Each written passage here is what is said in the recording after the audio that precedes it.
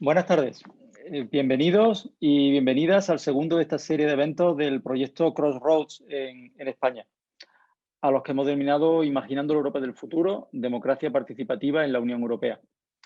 Yo soy José Castillo, presidente de la Fundación Schul, y lo primero que quiero hacer es agradecer a Javier Burón y a Andrés Pereira pues, su gentileza, ¿no?, al haber aceptado participar en este diálogo y permitirnos pues, aprender un poco de ellos durante esta tarde. Y también agradecer a Marta Jiménez por moderarlo. Nos hemos visto ya en varias ocasiones en esta, ¿verdad, Marta? Y creo que va a ser una buena tarde. Muchas gracias a los tres. Ayer tuvimos el primer diálogo de esta serie de eventos, donde pudimos explorar un poco las posibilidades de participación actuales en la Unión Europea. Especialmente nos detuvimos un poquito más en las oportunidades que ahora abre la Conferencia por el Futuro de Europa, que en breve se lanza, ¿no? Y hoy vamos a explorar el tema de la participación ciudadana, pues después de experimentar esta pequeña revolución, ¿no?, de digitalización y de virtualización que nos ha traído la pandemia. Porque con estos tiempos que estamos viviendo, no hemos venido pues, a preguntar qué pasa con Europa en este contexto y su muchas veces pues ya nombrado déficit democrático, ¿no? ¿Qué pasa con la participación desde lo local? Y sobre todo, ¿qué oportunidades nos abre la digitalización para profundizar la democracia en Europa en un sentido muy amplio, ¿no? Desde lo local, de ciudades como Córdoba, de la que hablo ahora, o desde Bruselas, ¿no? Y por último, finalizaremos la semana que viene con un taller práctico sobre el uso de la plataforma Decidim, que hoy en todo caso vamos a poder conocer de primera mano con Andrés. Crossroads es un proyecto europeo que está coordinado por la Unión de Federalistas Europeos y del que Fundación Schul pues toma parte, ¿no? Nosotros en Fundación Schul pues apoyamos, promovemos, participamos en proyectos de innovación social, buscando soluciones alternativas y pretendemos que eficaces a los retos sociales y medioambientales. Somos expertos en aplicar y desarrollar la metodología de los laboratorios sociales, como hemos estado haciendo a lo largo de los últimos 5 años en Córdoba Social Lab, o el laboratorio que hemos desarrollado en el marco de otro proyecto europeo, de iLabs. Y en general estamos comprometidos con la comunicación por el cambio social y con la promoción de una ciudadanía más justa, plural y solidaria. Desde este prisma, ¿no?, de actuación en Fundación Schul diseñamos este itinerario de actividades que comenzó ayer, como decía, con la idea también de que los participantes, vosotros los que estuvisteis ayer, los que estáis hoy de nuevo o repetís, o los que estéis en el taller de la semana que viene, pues nos podéis hacer aportaciones, ¿no? Especialmente, bueno, pues evidentemente durante los propios eventos, pero también vía internet, porque este proyecto lo que quiere es llevar vuestras contribuciones, las que se ven en los eventos y también las que podemos recoger vía internet, como digo, pues hasta el Centro Europa. Los queremos llevar a- hasta la propia conferencia por el futuro de Europa, si es posible, de modo que desde aquí, desde España, se hagan contribuciones que puedan tener relevancia y que puedan ser incorporadas a ese proceso, ¿no? En Crossroads nosotros escogimos la temática de la democracia. Había otras y a nosotros nos parecía que esta conectaba más con nuestra preocupación, ¿no? Y nos parecía más cercana al tema de la participación ciudadana. Pero el proyecto, de todas formas, tiene una mirada más amplia y, como he comentado, está coordinado por la Unión de Federalistas Europeos. Así que ahora me voy a permitir que dé la palabra a Alejandra Almarcha, que es directora de la Unión de Federalistas Europeos, para que también os dé la bienvenida. Alejandra. Muchas gracias, José, y a todos los que vais a hablar esta tarde. La verdad es que estoy muy satisfecha con el trabajo de Fundación Schul y con el contenido del evento de ayer, y seguramente la sesión de hoy también será tan interesante como la de ayer. Así que muchas gracias también a los participantes por estar aquí. Veo a algunos que también estuvieron ayer. Muchas gracias. Como decía José, sí, soy la directora del secretariado de la Unión de Europeos Federalistas aquí en Bruselas. Bueno, aquí en Bruselas, donde estoy yo, imagino que cada uno estará en un sitio distinto. Y bueno, nosotros somos una organización que nació en 1946, es el 75 aniversario de nuestra organización este año. y nacimos pues con la idea de luchar por una Europa federal, es decir, una Europa más integrada, más social, más justa. Este proyecto nace antes de la pandemia, o sea, era un proyecto prepandémico, si se puede decir esa expresión ahora. Con lo cual el proyecto, bueno, estaba pensado para empezar en el año pasado, en junio, que sí que lo lanzamos, pero es verdad que se ha ido un poco posponiendo y por eso también, pues bueno, lo estamos haciendo de forma digital y demás. Pero sí que es verdad, como ha dicho José, que es un proyecto mucho más amplio en el que tenemos distintos laboratorios en diferentes países europeos y este es de democracia, pero tenemos otros pues, sobre el cambio climático, seguridad y libertad, eh, bueno, democracia participativa aquí. Entonces, bueno, este laboratorio sí que es verdad que es el que mejor, el tema, ¿no? El tópico les va mejor a Fundación Sul y estamos muy contentos porque además nuestra organización está muy involucrada, como ya dije ayer, en el proceso de la Conferencia sobre el Futuro de Europa, en que la organización, bueno, la sociedad civil organizada y los ciudadanos se involucren en este proceso y entonces nos parece absolutamente relevante lo que se discutió ayer y lo que se va a discutir hoy. Y bueno, poco más que añadir a lo que ya añadí ayer. Vamos a ver si se me da la oportunidad en algún momento, quizás más adelante, después de escuchar a los panelistas y nada más por hoy. Muchas gracias. Gracias, Alejandra. Ahora te voy a invitar, Marta, mi compañera Marta Barreira, a que nos explique un poquito la dinámica que vamos a seguir durante la tarde. Muy bien, gracias, José.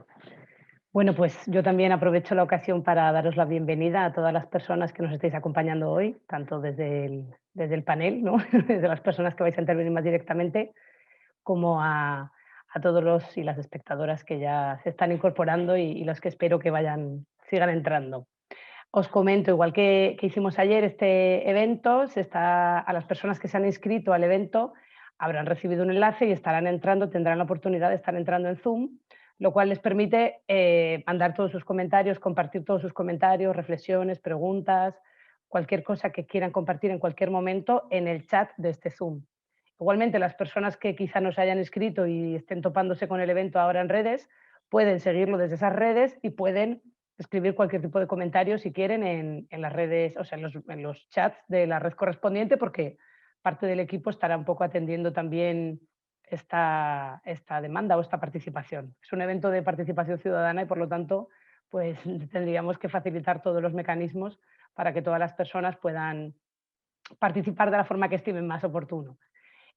Como contamos hoy con Marta Jiménez Zafra, que es la persona encargada de moderar y de dirigir de alguna manera o dinamizar este evento esta tarde, este diálogo entre Javier Burón y Andrés Pereira, pues hemos estado pactando con ella un poco el modo, ¿no?, de recoger esto. Entonces hemos decidido que podéis ir subiendo cualquier comentario en cualquier momento, no hace falta que esperéis al momento de las intervenciones del público, no lo dejéis pasar porque si no a veces después se nos olvida, irlo subiendo, habrá personas del equipo encargándose de recoger todos los comentarios y en la primera parte pues bueno, vamos a permitir que Javier y Andrés establezcan su diálogo y luego habrá una segunda parte en la que todas estas palabras, aunque se digan desde el minuto 1, serán recogidas y serán abordadas.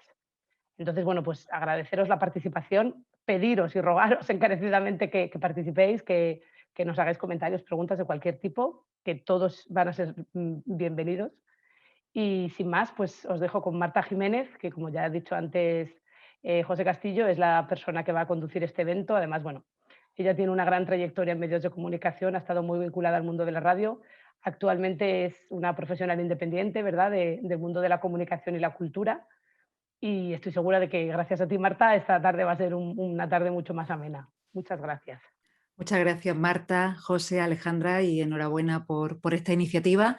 Yo os hablo desde el sur de Europa, desde la ciudad de Córdoba, desde donde estamos casi todos, y una de las ciudades que se honra en ser una de las 6 que forman parte de este Crossroads Europe, junto a ciudades de Alemania, de Francia, de Bulgaria, de Italia o de Malta.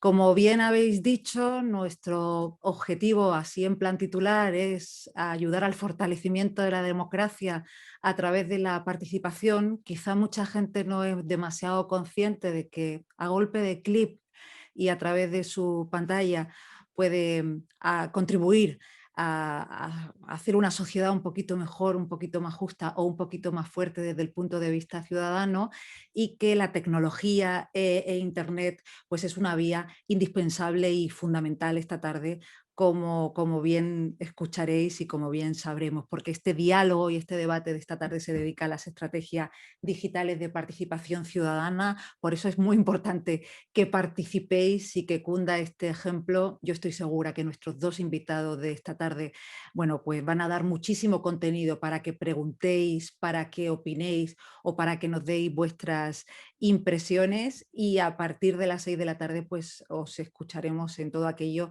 que queráis plantearnos. Y es curioso porque parece que últimamente la tecnología nos genera más incertidumbre que optimismo sobre el concepto de futuro que tenemos cada cual, ¿no? Pero no podemos olvidar que también nos aporta valiosísimas herramientas con las que podríamos y con las que podemos, de hecho, en el momento presente mejorar la sociedad y la participación en la democracia. De hecho, países tan diversos como Islandia o como India cuentan con potentísimas plataformas de participación ciudadana, y cada vez existen además más iniciativas sociales que son capaces de crear, de cambiar leyes o de ponerlas en el punto de mira, ¿no? Por tanto, como ciudadanos podemos hacer algo más que votar cada 4 años, podemos pensar en cómo restaurar, en cómo mejorar nuestras instituciones. Y para hablar de todo ello nos acompañan Javier Burón y Andrés Pereira. Bienvenidos a los dos. Javier Burón es fundador de Colaborativa, un estudio creativo con campamento base en esta ciudad, en Córdoba. Es coautor del libro Citizen Participation Playbook, que incluye estrategias de participación ciudadana recogidas en el proyecto europeo City for Change sobre participación ciudadana en ciudades inteligentes. Es un manual para permitir que las comunidades locales se apropien, comprendan y conozcan mejor cómo su comunidad se convierte en un bloque de energía positiva. Me parece muy potente y muy positivo este concepto. Y por su parte, Andrés Pereira es programador, administrador de sistema especializado en software libre y democracia a través de Internet. Es coordinador y arquitecto técnico de Decidim, una de las plataformas digitales que más uso está teniendo en ayuntamientos como los de Madrid o Barcelona. Su código libre y abierto lo hace posible esta plataforma, ya no solo para estas instituciones, sino para cualquier grupo de personas, ONG, cooperativas, universidades, sindicatos o colectivo de barrio. Antes de pediros que ahondéis un poquito más cada uno de vosotros, Javier y Andrés, en vuestros proyectos, me gustaría comenzar haciendo quizá la pregunta del millón y lanzarla. ¿Por qué es importante la participación ciudadana? Sí, buenas tardes. Bueno, antes que nada, primero agradecer la invitación por parte de la Fundación SUR y de federalistas europeos a participar. Y bueno, para responder un poco la pregunta, yo creo que es importantísima la participación ciudadana porque cada vez vivimos en sociedades más complejas, ¿no? Con retos cada vez más diversos y complicados, ¿no? Y justamente es imposible pensar en soluciones sin tener en cuenta la participación de las personas implicadas, ¿no? Y sin buscar ejercicios de inteligencia colectiva, ¿no?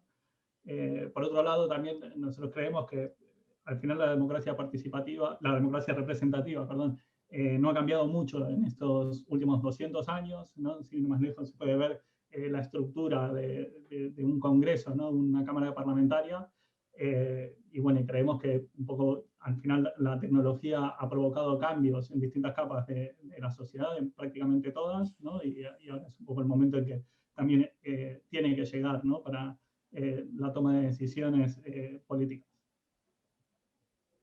Javier. Sí, hola, también hay que agradeceros a todos la invitación. También una palabra a Andrés, soy muy seguidor no solo a través del proyecto que Marta ha mencionado, sino desde hace tiempo, y tenemos seguramente amigos no comunes, pero a lo mejor porque hemos seguido mucho la experiencia de Barcelona, del municipalismo en España, ¿no? En Madrid y Barcelona, y Decidim es una de, bueno, está convirtiendo ahora, yo creo que se está consolidando como la herramienta, además, no sé, yo como español me siento bastante orgulloso de que la nueva ola de herramientas de participación haya surgido de uno de los puedo decir, potencias mundiales ha sido España, ¿no? Y Decidim forma parte, lo hace posible, ¿no? Entonces,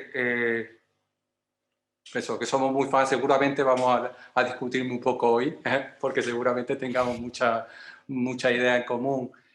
Con respecto a participación ciudadana, pues, aparte de lo que ha dicho Andrés, ¿no? Que la democracia representativa está muy bien, se está viendo que necesitamos, y quizá el momento, cómo se entiende la democracia en los últimos 10 años, ¿no? El impacto de las tecnologías, no solo para facilitarla, sino también para erosionarla, que lo hemos visto en los últimos 5 años, no solo en Europa, sino en todo el mundo, ¿no? Parece como que la democracia está un poco, no en peligro, pero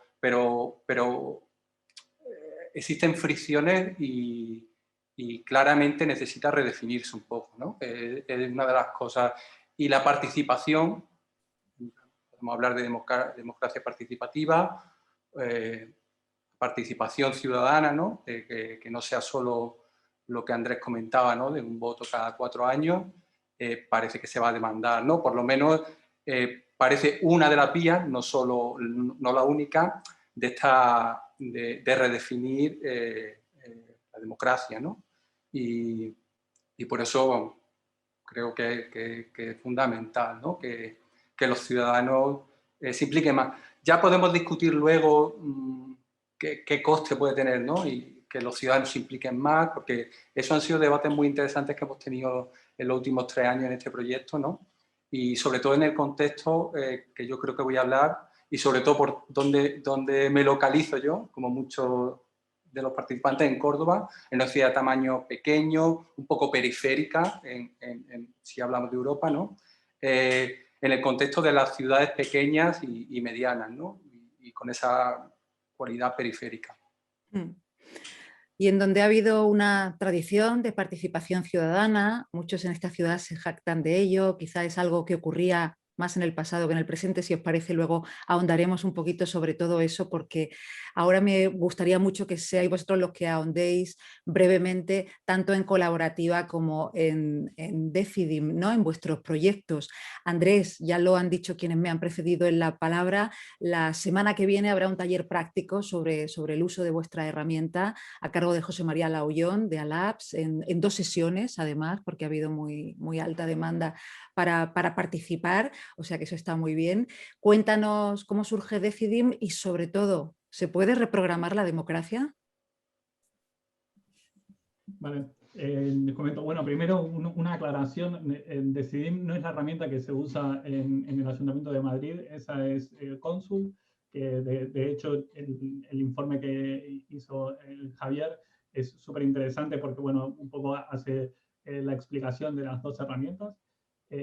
Inicialmente Decidim sí que estábamos basados en Cónsul, pero luego cuando empezamos a desarrollar un poco más nuestro proyecto, hemos detectado un poco a las limitaciones que tenía su modelo y bueno, una de las cosas bonitas que te permite hacer el software libre es justamente generar tu propio modelo, ¿no?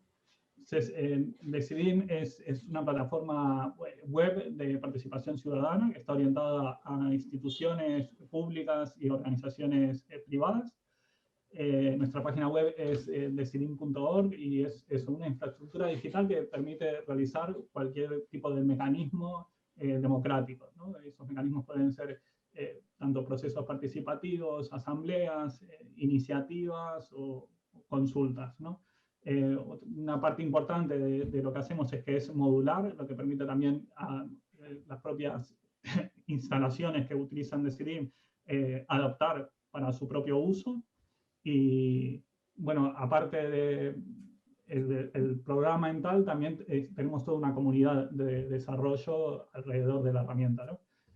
Fue creado inicialmente para Barcelona, ¿no? Para la ciudad de Barcelona, y es nuestra primera instalación, Decidim.Barcelona, y es un proyecto que empezó en el 2016. con el programa Plan de Actuación Municipal del mandato anterior. Se hicieron más de 400 reuniones y más de 10.000 propuestas. Y bueno, al poco tiempo vimos que podía ser más útil para otras ciudades y hemos empezado una extensión, al principio muy orientada en Cataluña, pero cada vez en más ciudades y países del mundo, ¿no? Bueno, el desarrollo lo hacemos a través de una plataforma que se llama GitHub y que cualquiera puede participar, pero también utilizamos la propia herramienta Decidim para pues, mejorar la herramienta, ¿no? Y eso lo llamamos Meta Decidim, que también está en nuestra web, es meta.decidim.org, ¿no? Ahora mismo, bueno, no me voy a detener mucho en la parte funcional porque lo mejor para eso es que si les interesa, pues se apunten, ¿no? a las charlas que harán la semana que viene. Pero una de las ideas bases que tenemos dentro del software es que es muy configurable, ¿no? A nivel de procesos participativos, uno puede configurar, si quiere, por ejemplo, recibir propuestas, cómo se pueden votar estas propuestas, si va a haber encuentros dentro, si va a haber encuestas. O sea, es como muy configurable a nivel de un panel de administración, ¿no? Y eso sería como a grandes rasgos, un poco unos pincelazos del proyecto. Estos últimos años fue creciendo de manera orgánica por bastantes sitios. Ahora mismo no sé en cuántos idiomas están traducidos ya y mantenidos, pero bueno, como comentaba antes, tiene una extensión importante tanto a nivel catalán, es utilizado por el Ayuntamiento de Barcelona, la Generalitat de Cataluña, un montón de ciudades del área metropolitana. También en Francia está teniendo bastante uso, en la Asamblea Nacional Francesa y el Senado lo están usando para sus peticiones, en Bélgica también la Cámara Parlamentaria lo utiliza, la Ciudad de México, Helsinki, New York también hizo algún piloto, y bueno, incluso ahora la Comisión Europea también está comenzando a utilizarlo con Missions of Europe, que hicieron como primer piloto, y el Future of Europe también va a estar el desarrollo basado en la plataforma Decidim. Eso sería como a grandes rasgos, un poco para intentar de no monopolizarlo todo, porque podría estar hablando horas del proyecto. Pero te hacía la pregunta con una de vuestras ideas fuerza, que es reprogramar la democracia. Te preguntaba si se puede, en términos generales, estoy segura que creéis en ello, pero siendo realistas, ¿no? Se está empezando a reprogramar la democracia a través de plataformas como la vuestra, ¿no? Para nosotros es súper importante, evidentemente, que claro, no es reprogramar la democracia con un programa, sino reprogramar la democracia con la gente, ¿no? Entonces intentamos, como siempre, hacer mucho hincapié en que pues, no se puede tener participación ciudadana digital solamente con lo digital, ¿no? O sea, lo digital es al final una forma de potenciar lo que es verdaderamente importante, que es la ciudadanía, ¿no? Evidentemente. Entonces, nosotros, o sea, no un poco para responder la pregunta si se puede reprogramar, bueno, lo intentamos, ¿no? Por lo menos, es parte del proceso. Colaborativa es una de esas empresas locales con alas y que bueno, está en muchos lugares europeos y yo diría que del mundo, van 2 pasos por delante de lo que va a suceder, y doy buena fe de ello como periodista cordobesa que soy. Como os decía antes, son autores del Manual de Participación Ciudadana. También os decía que Córdoba es una ciudad históricamente con mucha tradición de participación ciudadana, y la primera pregunta que quiero hacerte, Javier, también para que ahondes en lo que hacéis en Colaborativa, es si existen vínculos reales entre los procesos participativos locales y los europeos. ¿Con locales te refieres a Córdoba? Me refiero a Córdoba o a cualquier ciudad como la nuestra. Sí, bueno, es un tema complejo, ¿no? Y además yo creo que los últimos años, ¿no? El tema, por ejemplo, el Brexit, ¿no? Generó ese gran debate, ¿no? De Europa no nos oye, ¿no? Que en Reino Unido caló con el Brexit, pero no podemos negar que es un debate que no es ajeno a muchísimas zonas. Sobre todo en cuanto te alejas más o existen situaciones, ¿no? Zonas de Europa que son muy poderosas económicamente o políticamente, ¿no? Y allí que pues, quieren quizás más independencia con respecto a lo que ocurre en Bruselas, ¿no? Entonces, la conexión, parece muchas veces que Bruselas y lo local, como que hay que dar como 7 pasos, ¿no? Para llegar. Una cosa, por ejemplo, hablando ya de nuestro trabajo profesional, nuestro propio trabajo profesional, eso es algo que nosotros nos dimos cuenta que no era así. Muchas veces, por ejemplo, en Córdoba, me imagino que eso es una situación muy normal en muchas ciudades, ciudades pequeñas, ciudades de tamaño medio, parece que necesitas ir a lo autonómico, ir a lo nacional para hacer el salto europeo. Y por casualidad o porque hemos tenido la oportunidad de hacer proyectos por Europa en general, nos dimos cuenta que no era así y de hecho el proyecto City Exchange, nosotros somos una pyme, la organización más pequeña de este proyecto, que son 32 partners, 7 ciudades europeas, en la española es Sestao, un presupuesto total de 30 millones de euros, un proyecto que abarca desde las energéticas noruegas, ¿no? Nacionales, a plataformas de alquiler de coches como Avis, ¿no? O sea, es un proyecto enorme y nosotros estamos allí como una microempresa y no lo hicimos a través de esa especie a través de lo autonómico o lo nacional, ¿no? Simplemente, pues,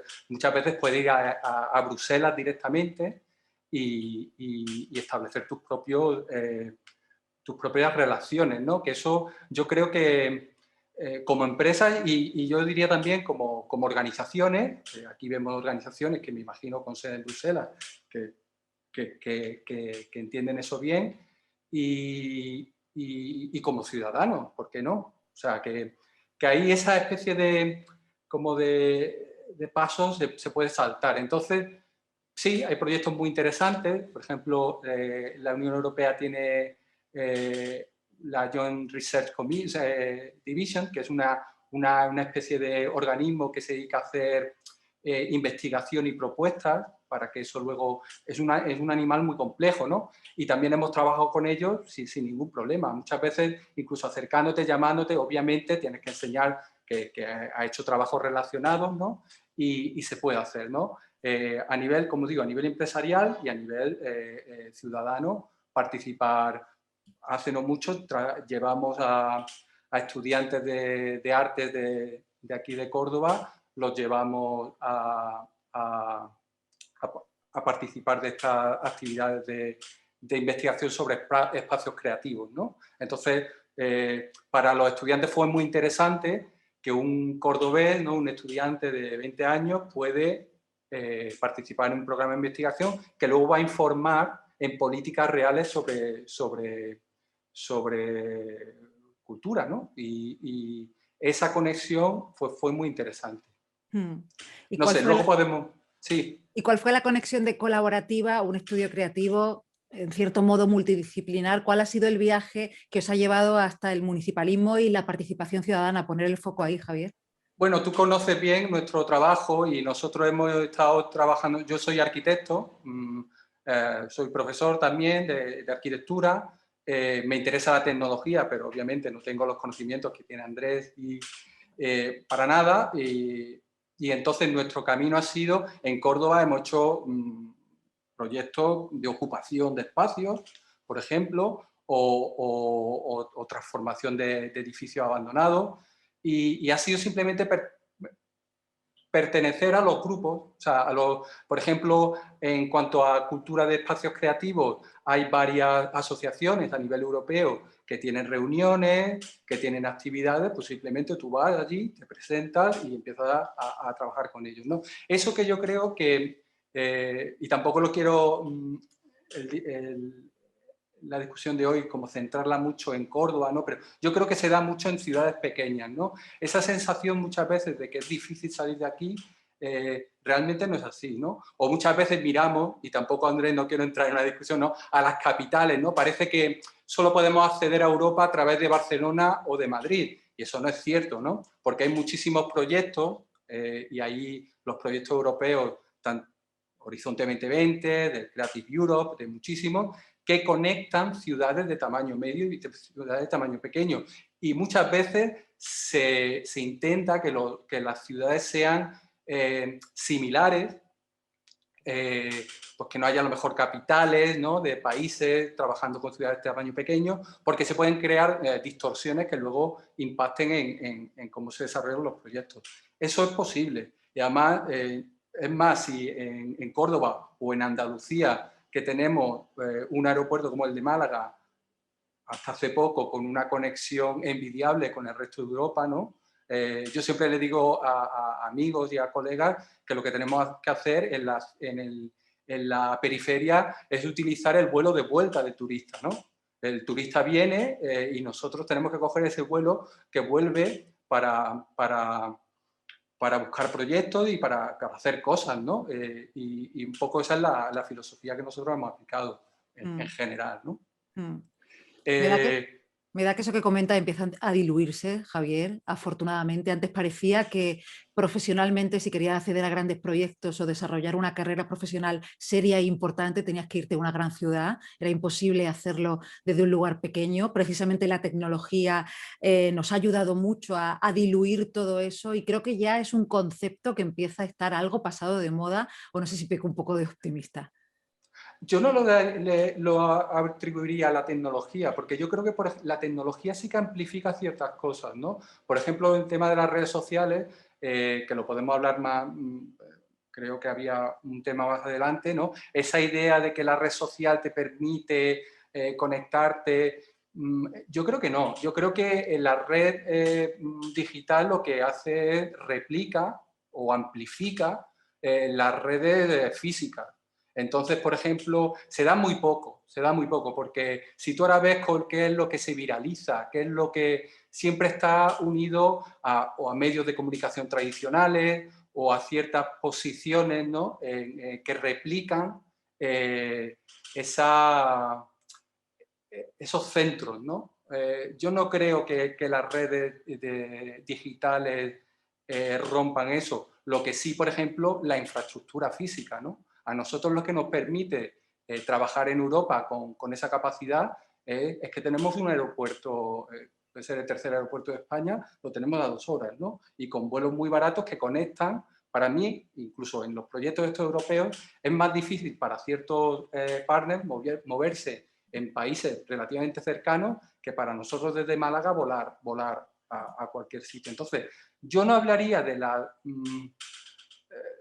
de lo digital, sino de la infraestructura. Y eso quizás en la charla de hoy podemos indagar un poco más, que a mí me gustaría hacer un poco, lo digital está muy bien, pero las infraestructuras físicas son imprescindibles, porque en el fondo somos cuerpos físicos, ¿no?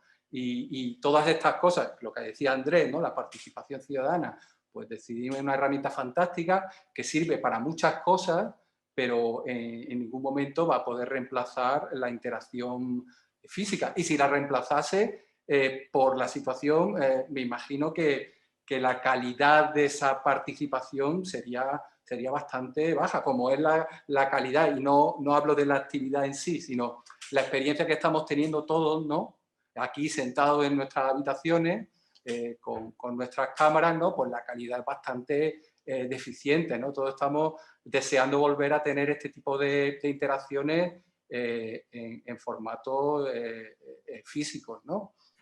Y la tecnología, bueno, estará allí, pero para nada amplifica. Yo creo que o potencia, multiplica, amplifica puede ser la palabra que utilizaría. Animo a quienes nos están siguiendo en esta charla a que nos dejen sus preguntas. Os lo recuerdo que podéis hacerlo a través del chat y que luego serán leídas y contestadas y comentadas en el debate posterior. Y retomo lo que decía Javier Burón sobre las redes sociales, y le reformulo la pregunta a Sergio, que no sé, perdona, Andrés, que no sé si está de acuerdo o no con todo lo que ha dicho Javier, pero os planteo la pregunta también a ti, Andrés, primero, y a los dos. ¿Las redes sociales no pueden ser unas buenas aliadas de la participación ciudadana? ¿No podrían fomentarla? No sé si tenía alguna experiencia concreta, además, a través de las redes sociales de Decidim. Bueno, nosotros en general somos bastante críticos con lo que son las redes sociales privativas, ¿no? por privativas me refiero, bueno, Facebook, Twitter, etcétera, ¿no? Bueno, para empezar, una cosa que nos preocupa mucho es esto de la opacidad algorítmica, ¿no? Esto es básicamente que es la propia herramienta la que decide lo que te muestra y uno no tiene prácticamente capacidad de elección en lo que se está mostrando en el timeline, ¿no? Luego hay toda una crítica que hacemos a todo el tema de fake news y desinformación, ¿no? Que bueno, estos últimos años Twitter parece que empezó a hacer algunas cosas, por ejemplo, ¿no? O incluso Facebook, ¿no? A mostrar anuncios, pero bueno, ya tuvo que pasar Trump en Estados Unidos, ¿no? Para un poco tomar conciencia del problema que puede suponer, ¿no? Luego otro tema que nos preocupa mucho es todo el tema de las granjas de trolls, ¿no? De las botnets humanas que al mejor postor pueden ir a atacar a alguien, ¿no? O sea, que al final como que somos bastante reticentes, un poco, ¿no? Como comentaba Javier al principio, ¿no? De esta esperanza que al principio se podía tener con las redes sociales hace, no sé, 10, 15 años, ¿no? Cuando empezaron a surgir, frente a un poco el resultado, ¿no? de lo que vemos a nivel social de esta evolución. Yo, si me permite, Marta. Adelante, sí, sí. Yo estoy totalmente de acuerdo con Andrés y además, precisamente ahora creo que estamos viviendo las señales nos están llegando por todos lados, ¿no? Y yo cada vez conozco más gente que ha estado trabajando. Mi primer trabajo que tuve fue en el Media Lab Prado, o sea, que conozco, o sea, esa conexión con ciencia, arte, tecnología, es algo que por cierto, Media Lab Prado ahora está en peligro, así que aprovecho esta plataforma para que la gente que no conoce el proyecto de Media Lab Prado y lo que ha significado en España para definir la cultura de lo digital y de la creación y de la ciencia, pues que le eche un vistazo y hay plataformas para apoyarlo, ¿no? Ahora está un poco en peligro. Una iniciativa municipal, ¿no? De Madrid que ha sido apoyada por muchos partidos, ¿no? No tiene que ver con un tema partidista. Entonces, el tema de las redes sociales, cada vez conozco mucha gente que hemos coincidido en estos ámbitos y que está dejando las redes sociales, ¿no? Porque de alguna manera ya tenemos la suficiente madurez, digo del tiempo, ¿no? Ha pasado ya un tiempo y estamos viendo todos los efectos perversos, ¿no? Que las redes sociales están teniendo a nivel cognitivo, a nivel social, a nivel económico y claro, para mí ahora las redes sociales, la única forma de atajarlas, de alguna manera, porque tienen cosas positivas, no nos engañemos, ¿no? Pero sería intentar abordar el problema desde un punto de salud pública, creo yo. O sea, una regulación a lo bestia y que haga que las empresas busquen otros mecanismos de financiación para sus proyectos, ¿no? Comerciales, ¿no? No puede ser que Facebook, Twitter, pues su modelo de negocio sea a través de los anuncios, porque ya hemos visto, y Andrea apuntaba, eso se automatiza, porque estas empresas son expertas y tienen todo el capital humano y todo el capital económico, automatizan esos procesos y entonces se generan situaciones que no podemos controlar, ¿no? No pueden controlar ni los gobiernos ni las personas y entonces necesitamos una regulación muy fuerte. Muy fuerte, y yo lo comparo últimamente a la regulación que tuvo el tabaco en los años 80. Tenemos que empezar a mirar el tema de las redes sociales como un problema de salud pública y atajarlo antes de que se nos vaya de las manos totalmente. Esto hablamos de redes sociales tal como entendemos YouTube, Facebook, Twitter, porque hay muchísimas otras redes sociales que, por ejemplo, ahondan en conceptos como el federalismo, que creo que les interesará mucho, ¿no? Redes federadas. No sé si os acordáis en los 90, cuando por lo menos yo participaba en esa especie de euforia de lo tecnológico, ¿no? Cuando los blogs tenían la federación, ¿no? Que era una forma de conectar webs totalmente desconectadas. Podías conectarla una a otra y entonces podías compartir cosas de una entre otras, ¿no? y eso generaba modelos, se puede decir, no sé, descentralizados, distribuidos, podemos utilizar esa terminología, ¿no? Y era muy interesante, pero eso desapareció completamente cuando ya entraron, como se concentró el poder, ¿no? Empezaron las grandes inversiones, porque se veía que había negocio detrás de todo esto, ¿no? Y entonces toda esa infraestructura desapareció. Y hay mucha gente que dice que realmente de esos polvos, estos lodos, ¿no? Que el problema de raíz que estamos sufriendo es que Internet o el protocolo que utilizamos nunca se diseñó para que fuera un marketplace, ¿no? Sino se diseñó como una herramienta para que los investigadores se comunicasen, ¿no? Entonces, hay fallos de diseño de Internet que casi no permiten el que podamos atajar estos problemas con eficiencia. Y esto es un poco como lo del Betamax y el VHS, ¿no? Es como si al final había en ese momento varias opciones y por casualidades, porque eso ocurre muchas veces por casualidades, pues nos quedamos con el peor diseño, ¿no? Y ahora, 30 años más tarde, pues estamos sufriendo las consecuencias. Habéis radiografiado muy bien la situación, lo tenemos clarísimo, pero os pregunto, ¿y cómo persuadimos a la gente de que su voz cuenta en Europa? Porque creo que hay muy poca conciencia, sobre todo entre la gente más joven, de la participación ciudadana y de lo que podría contar su voz. ¿Cuál puede ser la estrategia, supongo que virtual, porque de lo que tratamos y es donde está todo el mundo, cuál puede ser esa estrategia que persuada a la gente y la convenza de que eso puede contar, que su voz puede contar? A ver, Andrés. Sí, me toca a mí, vale. Yo con esta pregunta tengo mis dudas, honestamente, porque, o sea, igual hay que empezar a persuadir a Europa para que escuche la voz de la gente, ¿no? O sea, dándole un poco la vuelta. Un poco me viene a la cabeza lo que comentaba ayer mismo Ernesto Ganuza, ¿no? En estas mismas charlas de Crossroads, del ejemplo de la iniciativa ciudadana europea, ¿no? Esto es un mecanismo, ¿no? De recogida de firmas, como tenemos aquí mismo a nivel estatal, bueno, municipal y autonómico, creo que están prácticamente todas las escalas. Es un mecanismo a través del cual se recogen firmas, ¿no? Por parte de la ciudadanía para poder llevar un tema, ¿no? Alguna legislación o normativa a una cámara representativa, ¿no? El problema es que al final los números no acompañan, ¿no? Una vez que se consiguen las firmas después de un mega esfuerzo, esto al final no termina obteniendo resultados. Entonces, un poco como herramienta termina quedando, digamos que no termina de funcionar del todo, ¿no?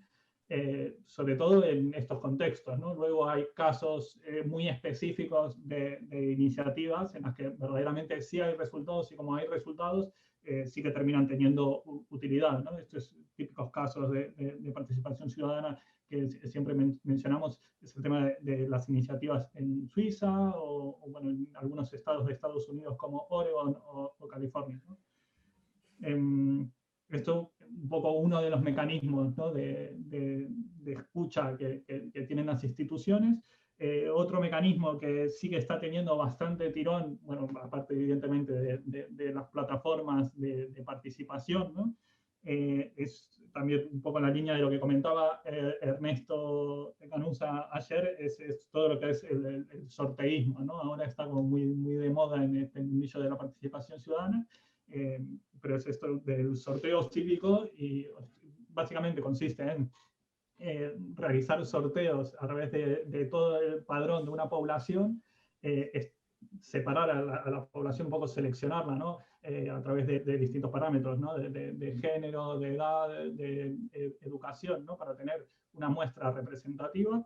Luego juntar a toda la gente en un espacio para deliberar y a partir de ahí pues o hacer una serie de recomendaciones o tomar decisiones para llevarlo, ¿no? a algún gobierno, ¿no? Esto también está muy de moda, sobre todo estos últimos años lo vimos con las asambleas climáticas, ¿no? Y de hecho Future of Europe también va a tener este mecanismo, ¿no? No sé si Javier, si tú... Sí. Yo me gustaría comentar, en la experiencia que hemos tenido en el proyecto, ¿no? Nosotros hemos estado trabajando con estas 7 ciudades de tamaño medio, poco periféricas, una de las cosas, ¿no? Al principio lo primero es esa especie de fascinación por la herramienta en sí, ¿no? Nos preguntaban, ¿qué herramienta? No sé qué. Y hicimos un estudio también basado en, que también te quería decir, Andrés, en el estudio que tú hiciste hace unos años, que para nosotros fue la base, ¿no? Y luego ampliamos con otras herramientas que encontramos, cosas que surgieron más adelante, ¿no?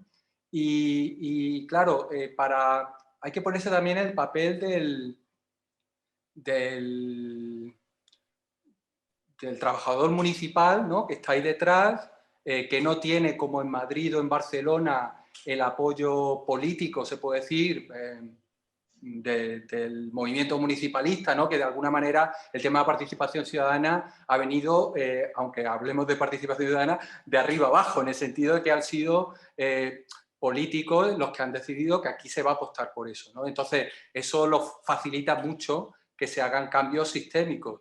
Cuando tú empiezas a hablar con un pequeño ayuntamiento de una ciudad de Estonia de 20.000 habitantes, ¿no? Pues piensa, ¿no? Un poco se pone a pensar, bueno, dime qué herramienta me puede poner a utilizar, ¿no?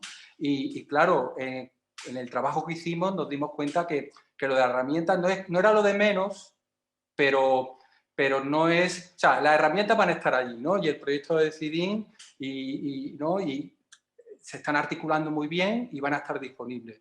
Pero para que realmente esto cale en este tipo de pequeñas, medias, ciudades medias, que realmente, si lo pensamos, la gran mayoría de la población en Europa vive en pequeñas y medianas ciudades, ¿no? Entonces, como no adoptemos estrategias que sean útiles, relevantes y realistas para estas ciudades, no se va a implementar, ¿no? Entonces, lo primero era echar un paso atrás y decir, bueno, vamos a intentar diseñar procesos que tengan varios pasos, varias fases. Vamos a intentar diseñar en que la participación va a ser de varias formas, porque muchas veces cuando le hablan a alguien sobre participación ciudadana, pues se imagina a todo el mundo levantando la mano, ¿no? Y bueno, no, puede haber momentos de participación radical, pero puede haber otros momentos que sea una participación mucho más estructurada, ¿no? Entonces, todo eso requiere lo que nosotros llamamos en el libro roadmaps, ¿no? Como procesos largos, entender que esto no es de un día o dos, como por ejemplo, si vamos al ejemplo de Córdoba, que conozco bien, ¿no? La participación ciudadana era algo que aparecía, por ejemplo, cuando hay que hacer planes generales y no sé qué, y se mete como, bueno, hay que hacer participación ciudadana. Entonces, al final, es como si los técnicos dicen, bueno, ay, se nos ha olvidado la participación ciudadana. Pues se diseña 2 jornadas de participación ciudadana en la que la gente va a levantar la mano, va a opinar, pero no hay mecanismos reales para que eso se traslade al trabajo que se ha hecho durante 3 o 4 años, ¿no? Entonces, con lo que hemos hecho nosotros y lo que estamos haciendo ahora es sentarnos y hablar de eso. Es decir, tenemos que diseñar procesos, procedimientos y, muy importante, que luego en la parte final, y ahí yo creo que Andrés también lo ha mencionado un poco, es, a ver, tengo que traducirlo porque como estoy utilizando, es como la conexión legal, ¿no? Es como este proceso, para que realmente ocurra, tiene que de alguna manera convertirse en un plan general, si por ejemplo estamos hablando de transformaciones físicas, o si es legislativo, tiene que transformarse, y para eso hace falta que exista una vinculación real, porque todos los procedimientos, o sea, el funcionamiento municipal está muy reglado, y entonces necesitamos que todo lo que ocurra a nivel ciudadano, que pueda enchufarse de forma real, y porque si no, lo que generamos es muchísima desafección y frustración, ¿no? Y eso ha ocurrido muchas veces. Y en Córdoba yo creo que hemos tenido muchos de esos problemas. Pero bueno, estamos aprendiendo que se genera un proceso de participación, tú dices, es como si abriese la puerta de tu casa, ¿no? Venga, fiestón, no sé qué, todo el mundo entra y lo que no puede hacer es a las 12 cortar la música y echar a todo el mundo fuera, ¿no? Porque tienes que asegurarte de que el proceso va a ser claro, que todo el mundo entiende las reglas y que eso va a tener una traslación real con lo que pasa, ¿no? Entonces, A nivel europeo, yo creo que se está haciendo. Lo que pasa es que estamos hablando, si lo ponemos todo en contexto histórico, estamos hablando de cuando la democracia representativa, cuando apareció, ¿no? Y nos vamos 2000 años atrás, ¿no? Y hablamos, por ejemplo, del sufragio universal, ¿cuándo apareció? Y nos vamos a lo mejor 80 o 100 años atrás. Y ahora estamos hablando de esta democracia participativa, ¿no? Y la tecnología permite hacer cosas claro, por ejemplo, había un tema muy interesante cuando se debatía por qué tardan tanto las elecciones americanas, ¿no? Y luego había un artículo que decía, no, es que esto está pensado para hace 80 años que la gente pudiese ir a las ciudades a votar, ¿no? Y entonces pues se hace de cierta manera, ¿no? Y por eso el recuento es tan lento y, claro, nos tenemos que dar cuenta que todas estas cosas requieren tiempo, ¿no? Esto es como el movimiento de slow food o slow lo que quieras, ¿no? Tenemos también que hablar un poco de slow democracy en el sentido de que los cambios están, hay muchísima gente participando en ello, desde el activismo, desde lo digital, desde lo político, pero tenemos que, y ahí otra cosa es que tenemos un mal consejero en las redes sociales, que es esta especie de instantaneidad que nos están forzando, ¿no? Parece que todos los cambios tienen que ser instantáneos, porque llega una persona, se pone a bailar delante de una cámara y al día siguiente 200 millones de visitas, ¿no? Parece que eso instantáneo es necesario. No es necesario. Y si estamos hablando de alterar procesos que llevan cientos de años o decenas, décadas, ¿no? en pie, pues tenemos que darnos un tiempo, no podemos, sobre todo si los queremos hacer bien, ¿no? Y bueno, no sé si me estoy yendo un poco por la tangente. Yo un poco para, bueno, justamente unos comentarios que se me vienen a la cabeza con todo lo que comentaba Javier. Bueno, primero de eso, felicitarte por el burrazo del Citizen Participation Playbook. A mí me parece que justamente está como, bueno, yo siempre digo, ¿no? De que cuando instalas Decidim, al final tenés un problema, ¿no? Que Decidim viene sin configurar de un principio, o sea, es una plataforma que está vacía, ¿no? Entonces, si querés hacer un proceso, pues un poco que lo tenés que idear desde cero, ¿no? Y lo que me gusta del Citizen Participation Playbook es que, claro, hay un montón, ¿no? Pues, la comparativa, ¿no? Mismo que yo hice y que te sirvió de base, de la típica de herramientas, ¿no? Y entonces haces el listado de herramientas, las comparas a nivel funcional, etcétera, ¿no? Pero esta es como una de las primeras veces que veo de que, no, vale, la herramienta está y está muy bien, pero vamos a plantear la configuración de la herramienta, ¿no? Y eso a mí me pareció como súper interesante y necesario, vamos. Nosotros, sin ir más lejos, llevamos años hablando, ¿no? Bueno, hay que generar más documentación, ¿no? Pues cómo se hace un proceso ideal, ¿no? De presupuestos participativos, ¿no? O sobre discusión de legislación colaborativa, ¿no? O sea, es como los típicos procesos que siempre se dan y que parece como que siempre estamos reinventando la rueda, pues ahora ya tenemos un documento, ¿no? Con unas pues buenas prácticas, ¿no? De cómo deberían hacerse este tipo de procesos, ¿no?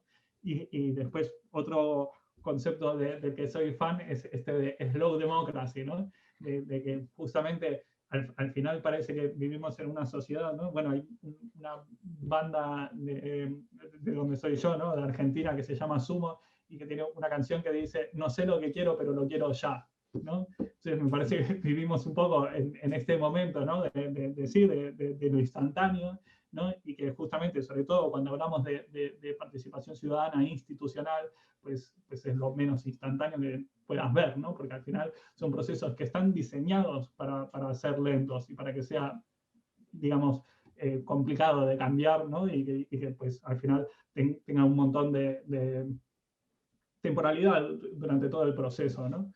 Y al final es como algo también, yo creo, pues uno de los subproductos, ¿no? Si se quiere hablar así, de los presupuestos participativos, o de lo que me resulta más interesante también lo personal, es esto de que la gente entienda lo que tarda sacar un proceso de licitación pública. Ya no estamos, ¿no? Porque muchas veces decimos, no, quiero una plaza, tal, pues, ya la vas a tener de aquí a un mes, ¿no? Y es como, pues no, o sea, esto va a tardar años en producirse esto, porque pues hay todo un proceso, ¿no?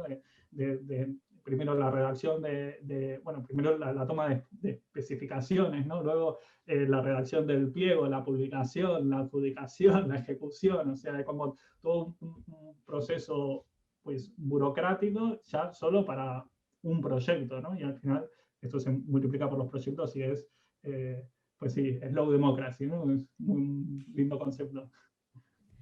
Quiero recordar a todos los que nos siguen, que siguen este diálogo, que podéis ejercer como ciudadanos participando también en esta charla, dejando vuestras preguntas. De hecho, ya nos están llegando algunas que enseguida os formularé, Andrés y Javier, pero por cerrar esto que habíamos abierto, yo os preguntaba antes por mecanismos de persuasión para las personas y de alguna manera pensaba en si podíais aclararme algo. Antes, en los procesos participativos de ciudades como esta o como muchísimas otras, era un denominador común que siempre participase la misma gente, ¿no? Había como una especie de tribu participativa en las ciudades y cuando tocaba participar casi siempre se veían las mismas caras y las mismas personas. Y realmente mi pregunta es si el entorno digital, si todas las estrategias virtuales, si las plataformas digitales son capaces de romper estas barreras y concienciar, sensibilizar de alguna manera a otros ciudadanos que a lo mejor en la vida hubieran mirado hacia la participación y ahora, bueno, pues estén dispuestos a concienciarse y hacerlo, a ser participativos. Si quieres empiezo yo y seguramente yo creo que sí, ¿no? Y ahí sí, por ejemplo, hablamos, quizás lo más interesante de las herramientas digitales, de esa, ¿no? A mí, por lo menos, lo que más me gusta de herramientas digitales, bueno, aparte de la cultura digital me interesa mucho, ¿no? Pero esa especie de las cosas prácticas, ¿no? Entonces, por ejemplo, ¿qué ocurría antes? Que si tú querías pertenecer a eso, y ocurre mucho, sigue ocurriendo, a ciertos organismos de participación, ¿no? Pues casi un trabajo a jornada completa. Entonces, solo ciertos perfiles se pueden permitir eso, ¿no? Seas desempleado, o bien tengas un trabajo que trabajas por la mañana y por la tarde te puedas dedicar a eso, y eso nos hemos encontrado, y me imagino que tú también, Marta, y todos, ¿no? Nosotros que hemos estado también un poco en el barro de este tipo de procesos, pues nos hemos encontrado trabajadores a tiempo completo de la participación, ¿no? Y entonces, claro, es muy fácil que ciertos grupos monopolicen los espacios de diálogo tradicionales. ¿Qué pasa? Que aquí las herramientas digitales sí que pueden romper esas dinámicas, ¿no? Pueden permitir que gente que a lo mejor no puede estar de forma síncrona, cuando digo síncrona es estar allí físicamente, ¿no? Pues que tenga y pueda decir su opinión. Pero para eso es muy importante, y aquí es como, por ejemplo, seguro que lo habéis visto en Zoom, ¿no? Lo interesante que ha sido ahora, cuando de repente todos estamos en Zoom, ¿no? No es como antes. No sé si alguna vez ocurrió pre-pandemia que tú eras el único participante en Zoom, ¿no? Y entonces, claro, en una reunión, pues era el último, nadie te miraba, la gente cerraba la tapa casi como que te quedaba en una esquinita, ¿no? Intentando ahí dándole al botón de levantar la mano, pero no levantabas la mano, ¿no? Entonces, lo interesante de esta herramienta, y quizá puede ser una lectura interesante con la pandemia, es como en los procesos híbridos, ¿no? Las situaciones híbridas en las que planteemos situaciones que lo digital pueda complementar y romper ciertas dinámicas, ¿no? Por ejemplo, lo asíncrono, que haya gente que participe por la noche cuando llega a casa, ¿no? Y hacerlo bien para que esa voz o esa opinión tenga el mismo peso. El mismo peso no en la reunión, sino en el siguiente paso, ¿no? En el tema de los votos, por ejemplo, simplifica mucho. Los tipos de las votaciones, que es un tema muy interesante, que seguro que, ¿no?, en CIDINSE está muy trabajado y sé que estáis, ¿no?, mejorándolo continuamente, ¿no? Pero ahí entra un tema casi, ¿no?, el tema del voto, el voto digital es fascinante, ¿no? Porque además puede permitir cosas muy, muy interesantes. Y me gustaría hablar de esto si tenemos, ¿no? Porque esto de una persona, un voto, que llevamos ya muchas décadas, cientos de años hablando, pues con lo digital podemos romperlo, ¿no? Y podemos generar cosas muy interesantes que quizás, y en mi opinión, romperían una de las debilidades que estamos empezando a ver de la democracia representativa actual, ¿no? Una persona, un voto, cada 4 años, y las situaciones, por ejemplo, que ha generado en el Brexit, ¿no? Estas situaciones de 51-41%, que esto lo tenemos que romper, porque lo que no podemos generar es polarización. Y el problema de una persona, un voto, es que al final tú tienes que decidir a quién votas, ¿no? Y se está viendo que fomenta esa polarización. Y esto se amplifica además pues, con las redes sociales o con los medios de comunicación súper acelerados, y se están haciendo ahora experiencias muy interesantes, pero para esto es necesario, porque si no es impracticable, ¿no? Como de la misma manera que la comunicación entre continentes, pues gracias a los vuelos o se ha permitido, pues necesitamos tecnología para resolverlo. Y esa tecnología ahora puede permitir pues, generar situaciones, ¿no? Disolver esa polaridad y hacerlo todo eso que sean gradientes, ¿no? De manera que yo pueda votar a mi opción preferida, pero luego mi opción menos preferida, y eso va a generar unos resultados muchísimo más diversos, ¿no? Ahí es donde pueden entrar las herramientas digitales, pueden ser muy interesantes, ¿no? Para romper de alguna manera las problemáticas que detectamos que ocurren en lo físico, ¿no? Y en la participación ciudadana local, pues eso es lo que comentabas tú, el que un pequeño grupo de personas se movilice. Por ejemplo, hay una cosa muy interesante, que en el tema del Bitcoin, el blockchain, hay un ataque que se llama el ataque del 51%, ¿no? Que es súper interesante, porque fijaros que si ahora hablamos de que una ha sacado 51% y el otro 49%, pues así es la democracia, 51 gana, ¿no? En las redes descentralizadas se considera un ataque. Y a mí me fascinó cuando escuché la palabra ataque, ¿no? Porque dices, oh, mira qué interesante. Es que a lo mejor ese 51% es un fallo que tenemos que ver cómo arreglamos, ¿no? Porque lo que estamos viendo está generando problemas en todos lados, ¿no? Y ahora la situación es... Y a nivel más, política nacional y global. Y a nivel local, pues lo de la representación se puede decir tomada por pequeños grupos, con las herramientas tipo decidir lo puede romper con mucha eficacia. Andrés. Sí, con respecto a la pregunta, a mí se me vino justo creo que fue un titular de esta última semana, que bueno, en Barcelona justo ahora se está retomando lo que son los primeros presupuestos participativos a nivel de ciudad, ¿no? Se habían comenzado hace poco más de un año, pero bueno, con todo el tema de la pandemia se habían puesto en stand-by, ¿no? Y ahora que se está retomando, hubo una primera fase de selección de los proyectos, y el proyecto más votado es un proyecto muy lindo porque es de reformar un campo deportivo para hacer un campo de cricket, ¿no? Que o sea, justamente es un deporte que está muy, muy orientado a poblaciones migrantes aquí en Barcelona, ¿no? Entonces, a mí como que me resulta un ejemplo como muy claro, ¿no? De igual propuestas que antes no eran tan escuchadas, no eran tan tenidas en cuenta, y que justamente al final sí que tienen cierto apoyo popular, ¿no? Luego, con lo que comentaba también Javier, a nosotros desde el principio nos resulta importante utilizar la plataforma también para potenciar, ¿no? los espacios físicos, y un poco como ir solucionando, por decirlo de alguna manera, pues sí, ir apoyando lo digital con lo presencial, ahí en donde cada uno es más fuerte, ¿no? Pues la capacidad deliberativa, ¿no? de los espacios presenciales, ¿no? Y de empatía que puedan tener, pues bueno, lo vivimos, ¿no? Todos este último año, creo, ¿no?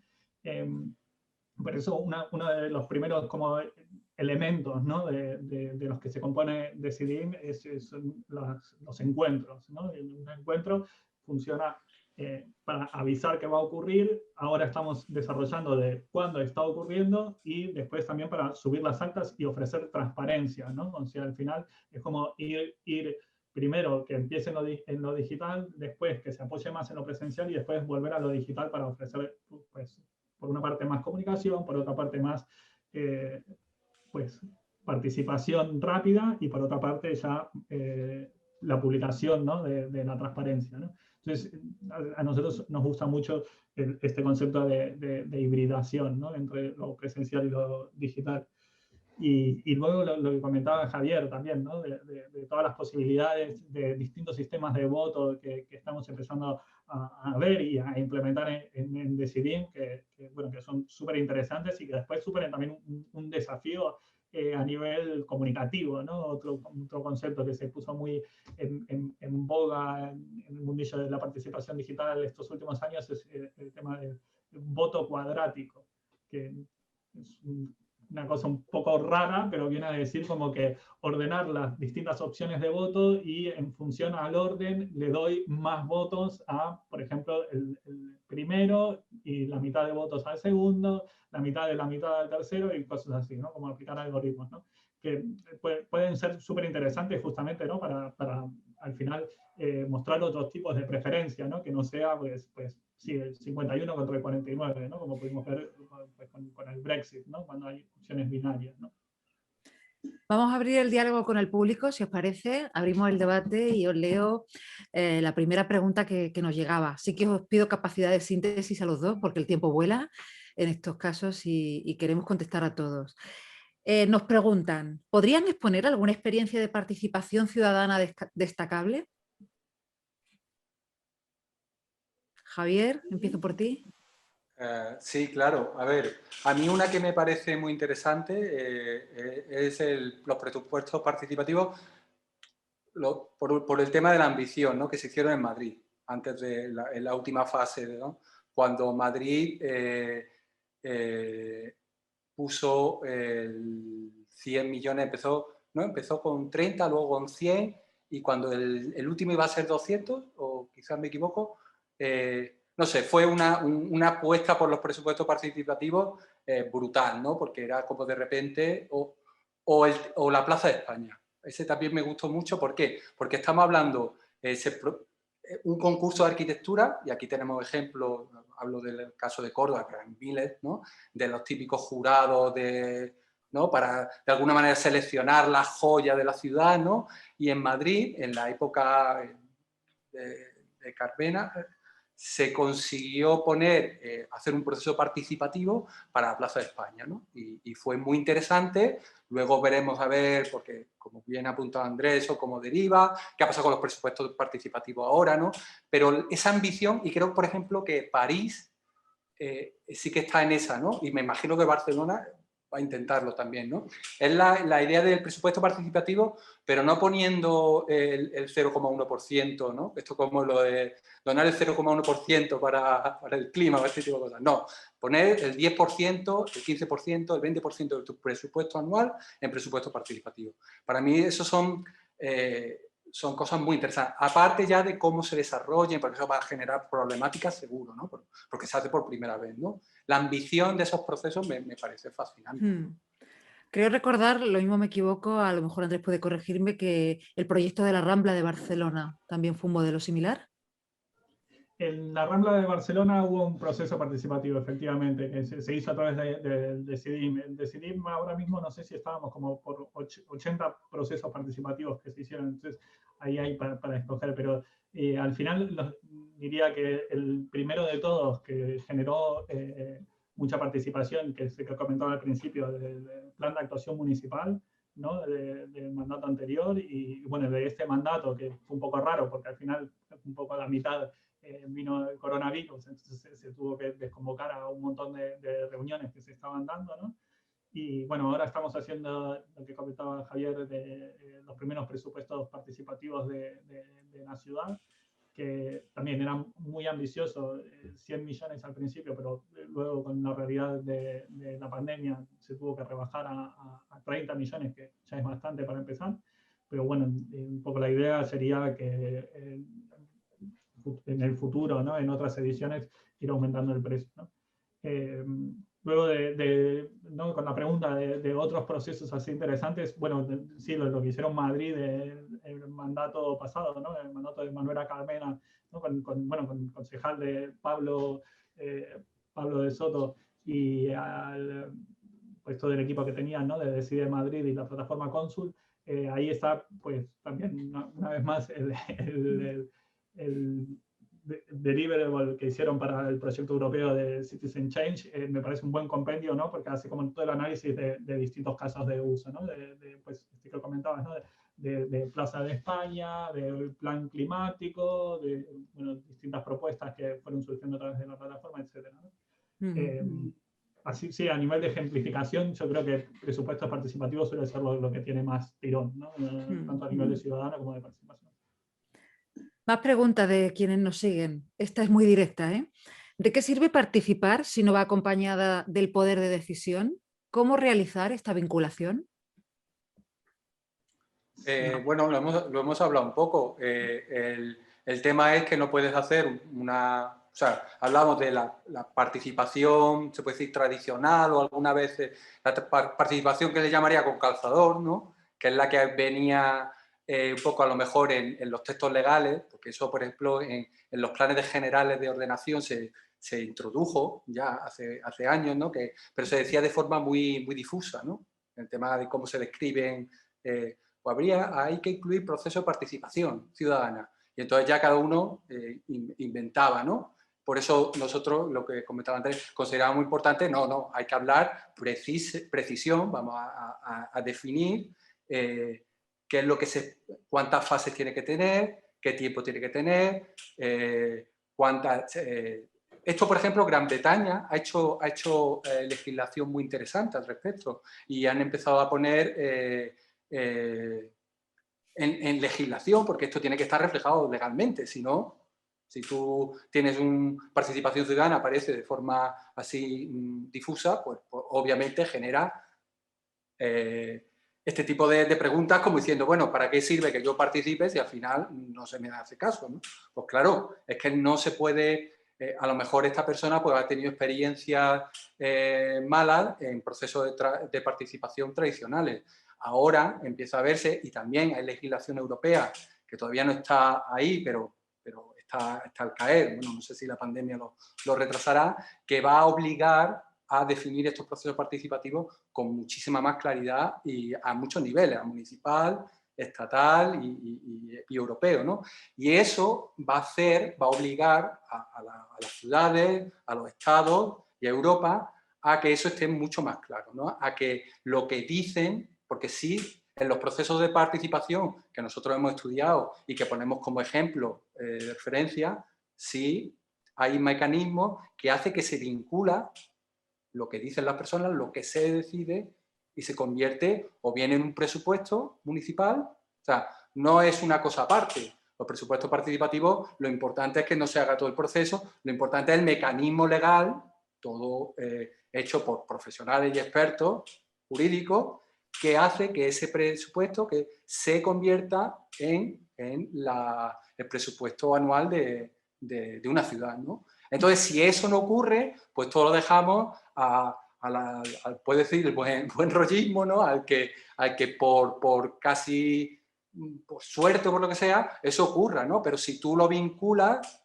como ocurre muchas veces, siempre escuchamos esto en la parte como negativa, ¿no? Pues no sé qué ayuntamiento ahora tiene que pagar no sé cuántos millones si quiere rescindir un contrato, ¿no? Porque había una cláusula que impedía, pues lo mismo puede ocurrir a nivel de presupuesto participativo, ¿no? Que aunque cambie la corporación y hay gente que no le interesa los participativos, no pueda desvincularlo, porque eso tenga unas consecuencias a nivel económico, a nivel político, que no se pueda, ¿no? Pues eso es lo que se está trabajando ahora, en generar esos mecanismos para que no caigamos en situaciones que han ocurrido mucho en las últimas décadas. Pero bueno, siendo optimista, esto está mejorando, ¿no? Esto está mejorando con cada proceso participativo que se hace. Sí, yo completamente de acuerdo, vamos, que al final es muy, pues eso, difícil, ¿no? Decirle a la gente, ven a participar cuando los procesos no terminan siendo ni interesantes ni útiles, y muchas veces, pues sí, al final una manera de tener esta utilidad es a través de la vinculación de los procesos, ¿no? Luego también un poco lo que creo que comentamos en algún momento, todo lo que tiene que ver con la rendición de cuentas y la transparencia, ¿no? Es muy importante, evidentemente, para participar, pues primero tener la información necesaria, ¿no? que nos permite participar, ¿no? Y luego, bueno, por último, también hay una realidad legislativa en España, también relacionada mucho con la cultura española de los últimos 30 o 40 años, que viene todo relacionado con todo el tema de las consultas y los referéndums, ¿no? Sin ir más lejos, bueno, todo el caso del 1 de octubre aquí en Cataluña, pero también está el caso bueno, un clásico en temas de participación, que es el artículo 71 de la Ley de Bases del Régimen Local, que básicamente no permite a los ayuntamientos a realizar ningún tipo de consulta si no se obtiene primero el permiso del gobierno estatal, ¿no? Esto es una peculiaridad que en otros países igual termina siendo más como un trámite que no pasa nada, pues aquí sí que pasa. Nos dejan la siguiente pregunta. Veo el tema de la confianza ciudadana en herramientas virtuales para la participación ciudadana relacionado con la confianza más general en las herramientas virtuales administrativas existentes y los problemas de acceso e inclusión social que acarrean. Me gustaría saber cómo estructurar este tema, ya que suele derivar a un problema de falta de confianza institucional desde lo local hasta lo europeo. Un ejemplo: un ciudadano que no se siente muy participativo debido a su falta de confianza en su administración de seguridad social, por ejemplo. Totalmente de acuerdo. Y ahí, por ejemplo, a mí me gusta mirar se puede decir, aquí quizás las democracias jóvenes, ¿no? Jóvenes en el sentido de países o estados, ¿no? O en los que no tenemos el bagaje. Yo muchas veces lo comparo, por ejemplo, yo soy arquitecto y me interesa mucho la tecnología, ¿no? Y hay cosas que me gustan mucho en la tecnología que ocurren porque, por ejemplo, el software o el movimiento, la cultura del open source es muy joven, ¿no? Entonces no ha tenido esa especie de bagaje que hablamos de la arquitectura junto a la medicina y a abogacía, ¿no? Son esas cosas que están protegidas con muchas instituciones y eso lo hace casi un dinosaurio que se mueve muy lentamente, ¿no? Y hay otras cosas, otras situaciones donde eso no ocurre. En el tema de lo digital, a mí me gusta mirar mucho a Taiwán, por ejemplo, que es una democracia no joven, sino súper joven, que está haciendo cosas interesantísimas. Y si nos parece muy lejano, pues el ejemplo de Estonia, ¿no? en Europa, ¿no? Que es también una democracia bastante joven, porque no llega a los 30 años, y han tenido cosas, por ejemplo, el pasaporte electrónico, en la ciudadanía electrónica, ¿no? Cosas que claro, allí puede ser el ciudadano estonio desde España, ¿no? O sea, hay como una ciudadanía digital y ahí genera un concepto. Tiene unos motivos un poco bastante pragmáticos, pero generó un discurso más filosófico, ¿no? Que entendemos como ciudadanía. En Estonia, por ejemplo, cualquier trámite, todos, desde pedir el permiso de aparcamiento en tu barrio a solicitar un certificado de función, al voto, por supuesto, se hace electrónicamente, a sacarte el pasaporte, todo.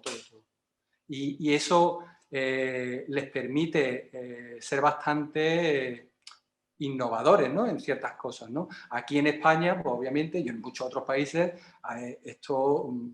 los procesos burocráticos, administrativos, pues tienen una tradición larga y entonces, claro, esos cambios son van a ser mucho más lentos, ¿no? No podemos negarlo. Entonces, yo pediría aquí paciencia, quizás, ¿no? Porque tenemos que entender de dónde venimos, el contexto, ¿no? Por una cosa está muy bien que seamos, a lo mejor, democracias consolidadas o o administrativamente tenemos cierta estructura consolidada, pero claro, no les podemos pedir a las herramientas digitales que muchas veces redefinen procesos. Pues claro, aquí la introducción es mucho más lenta que en otros países. Por eso me gusta ver quizás esa democracia donde está todo por hacer, y entonces si es la primera vez que tienes que implementar un sistema de registro, ¿no? Pues lo haces digitalmente y eso te abre, ¿no? O cómo se conectan las diferentes bases de datos de todas las organizaciones del país, ¿no? Estonia yo creo que es un caso fascinante para eso, con también cosas discutibles que podríamos hablar en otras charlas.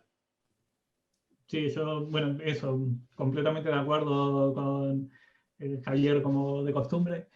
Sobre todo muy interesante la experiencia de Taiwán, ¿no? Con la ministra digital Audrey Tang, bueno, que están haciendo también un montón de cosas a nivel de participación y ya llevo haciéndolo desde antes, ¿no? Incluso desde antes de estar metida en la política institucional. Ella hizo un proceso interesantísimo de todo lo relacionado con la economía colaborativa y el Uber, sobre todo, de cómo podían funcionar Uber dentro del contexto de Taiwán. Nos dejan otra pregunta muy directa. ¿Los partidos de izquierda fomentan más la participación ciudadana? Esta es interesante. ¿Me dejas que empiece yo? Yo creo que aquí hay un problema, y este es un problema muy contextual en España, ¿no? Entonces, por ejemplo, el presupuesto participativo ha habido en ciudades, se puede decir, de ideología liberal o incluso ideología conservadora en Estados Unidos desde hace mucho tiempo. Lo que pasa es que sí, parece que esto, y yo creo que es un error, pero bueno, desde mi punto de vista cómodo, aquí sentado en mi salón, que no tengo, yo doy mis clases, hacemos nuestros proyectos y no estoy vinculado a la política. Creo que es un error porque, por ejemplo, claro, eso significa ciertas cosas que no tendrían por qué tener significado, ¿no? Es, por ejemplo, significar el feminismo desde la izquierda. Pues bueno, quizás es interesante para todo el activismo, pero yo personalmente considero que puede ser un error. ¿Por qué? Porque, claro, en esta situación tan polarizada que vivimos últimamente, gracias o debido un poco a que a las redes sociales, y los medios de comunicación se han convertido un poco en redes sociales, un altavoz de las redes sociales, pues claro, polarizan mucho esto, ¿no? Entonces, cuando ya se significa mucho, que es lo que está ocurriendo, y también yo lo puedo decir porque aquí no estoy ni vinculado ni a decidir ni a Cónsul, ¿no? Que es lo que está ocurriendo con Cónsul, ¿no? Que una vez que el municipalismo, la Armena se fue, pues muchos procesos que estaban ahí quizás se significaron mucho o quizás, no sé, no pudieron, porque 4 años no es suficiente para que se instauren y la ciudadanía en general entienda que es un avance, ¿no? Que no tiene por qué ser de la izquierda o de la derecha, se puede aplicar como... Pues claro, eso lo convierte en problemático. Aquí en Córdoba, por ejemplo, recuerdo, creo que Ganemos Córdoba empezó a utilizar Cónsul y yo ya le dije a alguien, bueno, pues ya habéis sentenciado de muerte Cónsul en Córdoba, porque claro, si ya lo utiliza un partido político para su debate interno, que me parece estupendo, pero si la pretensión es que eso se convierta en una posible, ¿no? Como primera instancia pues no va a ocurrir, obviamente, pero vamos, no creo, no. Entonces, sí que puede ocurrir, y hay muchos debates, el cambio climático, el feminismo, los dos grandes debates que no... Pues hay que tener mucho cuidado, hay que tener muchísimo cuidado porque si no se significan y entonces polarizamos el debate y la hemos liado, ¿no? Y yo creo que aquí el tema de la participación ciudadana, como hemos hablado antes, vamos, yo conozco ejemplos en Boston, por ejemplo, los presupuestos participativos han funcionado muy bien y Boston han tenido... Es una ciudad progresista, sí es verdad, no es Texas, ¿no? Pero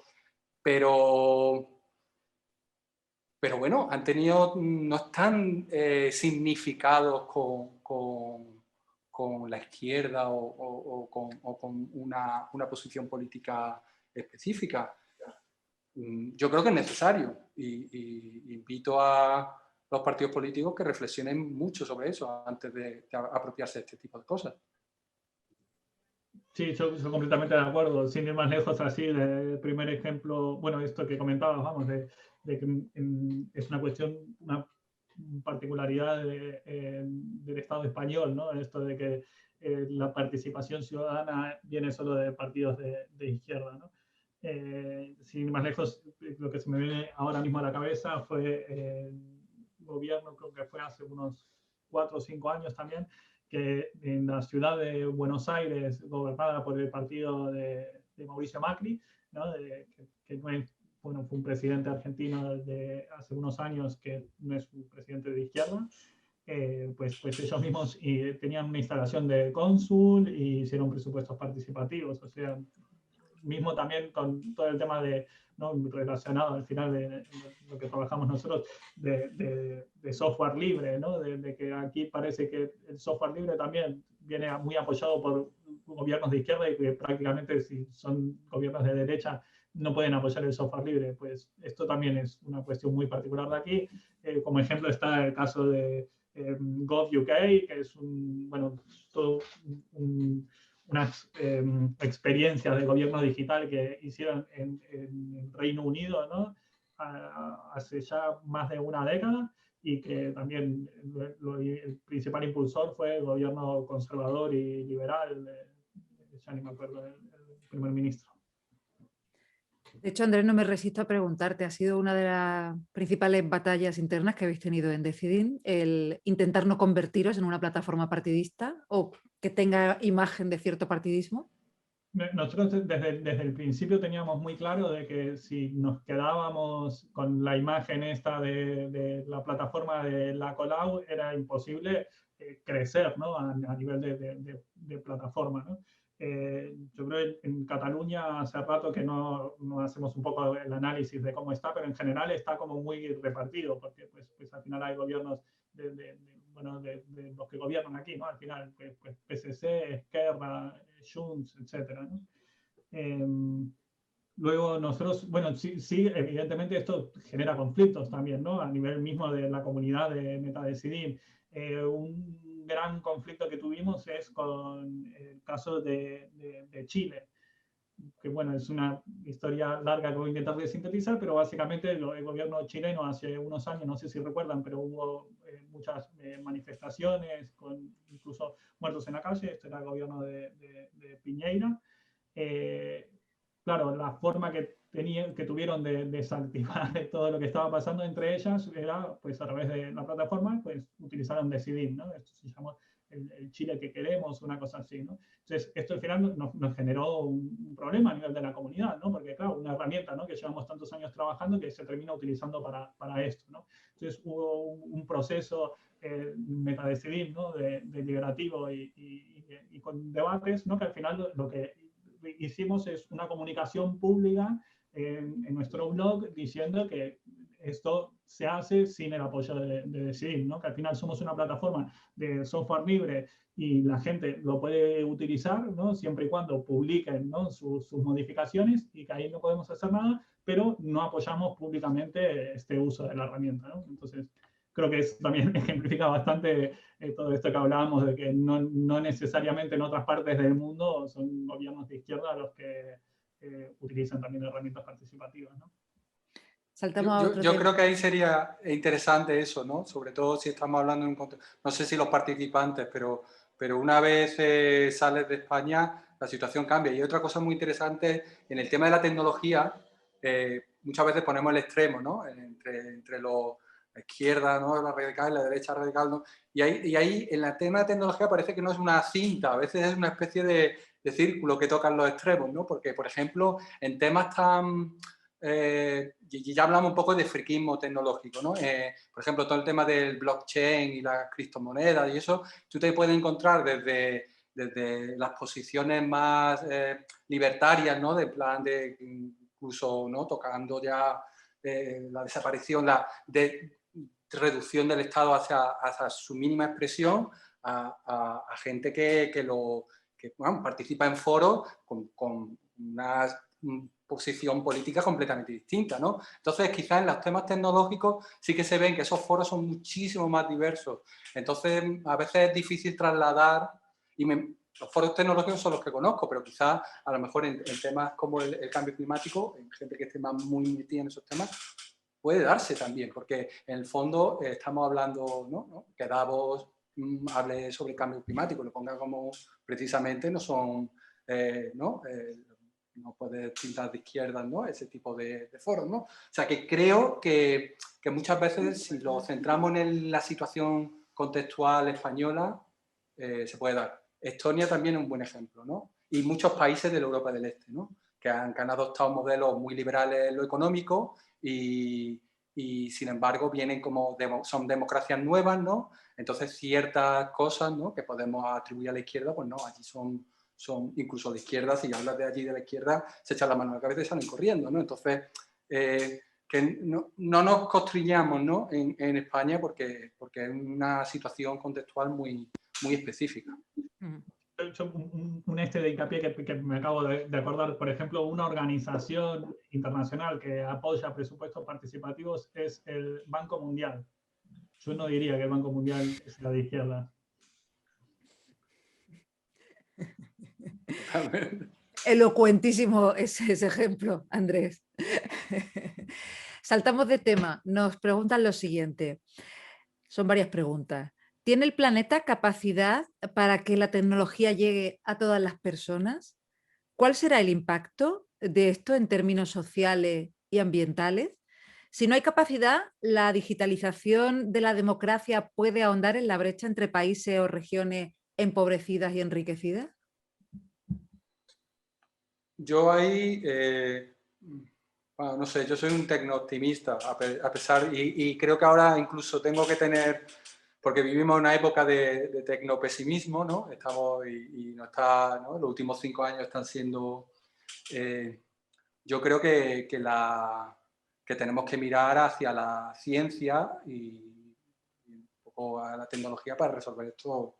A mí el discurso del decrecimiento radical. Nosotros hemos estado vinculados en Córdoba a experiencias y bueno, se me han presentado, hemos tenido debates y yo no lo comparto y creo que sí, que las herramientas digitales, bueno, hay que analizarlas también, no todas. Por ejemplo, ahora un elemento clarísimo es la criptominería, ¿no? La criptominería se está convirtiendo en está comiendo recursos de una manera escandalosa, ¿no? Está empezando a ser no sé si conocéis, las granjas de minería del Bitcoin y otras monedas que se necesitan procesadores muy potentes, se están estableciendo en Islandia, en sitios como las granjas de servidores que tienen los Apple o Facebook, ¿no? Y eso consume unos recursos ingentes, ¿no? Entonces ahí, claro, lo que pasa es que lo que tenemos que empezar es a...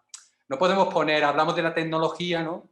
Yo una cosa que creo que en una ciudad como Córdoba o periférica o incluso en España lo que necesitamos es un poco más de, y que no suene un poco alfabetismo o digital, cultura digital. A mí me gusta hablar mucho de cultura digital porque tenemos que un tema concreto. Por ejemplo, cuando estábamos en este periodo de tecno-optimismo, en el caso de Córdoba, todo lo relacionado con lo digital se absorbió por las escuelas de negocios, que a mí me echó para atrás. ¿Por qué? Porque el sector creativo no quiso entrar en. ¿Por qué? Porque no le interesaba o no sabían.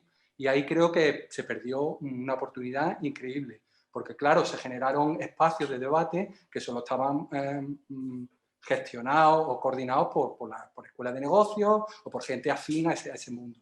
Entonces, ahora que entra un periodo de tecnopesimismo, lo que necesitamos es cultura crítica, saber más sobre el mundo digital en el que vivimos y ser propositivo. De nada me vale alguien que me venga con un discurso en plan de decrecimiento, no sé qué, y luego no entienda cómo funciona el mundo, porque no va a poder ser propositivo. Y no sé, desde mi punto de vista no creo que podamos volvernos al campo todo. Y no, tenemos que adoptar de la misma manera que pues Londres hace 150 años estaba llena de mierda de caballos, porque era un sitio donde las enfermedades corrían como la pólvora. Y cuando llegó el coche, pues fue un cambio tecnológico que hizo que Londres fuera una ciudad mucho mejor, más saludable. Y ahora hemos llegado a un punto en que Londres ya, con tanto coche, pues necesita otra transformación, ¿no? Pues vamos a ver el reto tecnológico, el reto científico y el reto social y político, y establecer, ser propositivo, no volver aquí a negarnos a todo, ¿no? Yo creo que sí, ¿por qué no? ¿Por qué no se puede tener inclusiva? ¿Sí? Mira la red de móviles, por ejemplo, en África, ¿no? Como cómo la economía informal de África se ha articulado en torno a las redes de telefonía móvil. Cuando no llegan la infraestructura, se puede decir, tradicional, no llegan las carreteras, no llegan los servicios públicos, pero llega la red de telefonía, y eso ha articulado pues grandes zonas de África. Entonces, negar eso, tú se lo dices a una aldea, no sé, negarle el acceso a la telefonía móvil, pues me parece, te mirarán con cara diciendo, pero ¿qué me estás contando, no? Así que yo creo que tenemos que ser primero más conocedores de lo digital y tener un espíritu crítico realmente en torno a estas cosas. Un poco en esta línea también, pues invito a la gente a informarse sobre el movimiento que está empezando a ver del derecho a reparar, ¿no? Esto viene un poco a la línea de estos últimos años, ¿no? Todo el debate que hubo de obsolescencia programada, ¿no? Bueno, este documental muy famoso de comprar, tirar, comprar, que ya tiene sus años. Pues ahora está empezando a haber movimientos a nivel europeo, sobre todo lo he visto, se llama el right to repair, ¿no? Que es el derecho a reparar componentes electrónicos, ¿no? Claro, por ejemplo, en la década del 90, pues claro, cuando eran solamente torres de ordenadores, ¿no? Lo que más se tocaba, pues era muy fácil de reparar, ¿no? Porque al final pues es fácil de abrir y de hacer las modificaciones del componente que se pueda haber roto, ¿no?